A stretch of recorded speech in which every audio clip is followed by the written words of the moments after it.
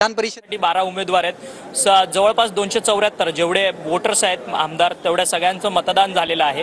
तुमचा विश्वास आहे का महाविकास आघाडी जिंकेल म्हणून? 100% महाविकास आघाडी जिंकेल। परंतु मतांची जुळवाजुळव सब होता है यार, ते थोडे तुम्हाला सांगून करणार आहेत। सब होता है।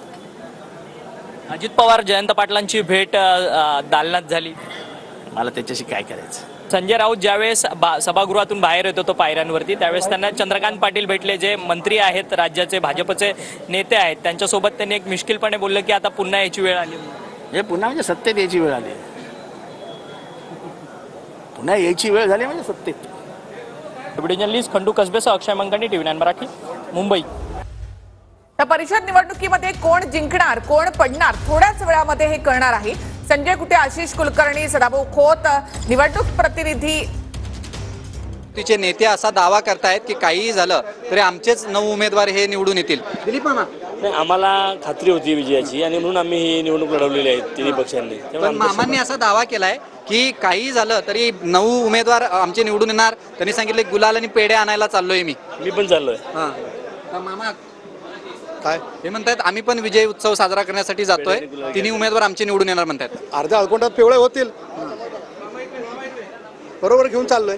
अर्ध्या अळकोंडात छोट्या दावा ते हा दावांचा त्यांचा विषय आहे, परंतु आमचं गणित पक्का असल्यामुळे आम्ही ही निवडणूक त्यांनी लढवली आणि ती जिंकण्यासाठी लढवलेली आहे। 100% आमचा विजय निश्चित आहे। दिलीप मामांचं असं आता थोड्या वेळापूर्वी म्हणणं होतं की आम्हाला जे संख्याबळ पाहिजे होतं ते आम्ही व्यवस्थित पूर्ण केलेलं आहे।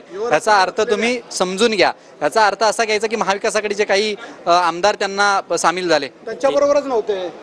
आता असं आहे काही की आमदार त्यांच्याबरोबर नव्हते, त्यांच्याबरोबर सकाळपर्यंत नव्हते।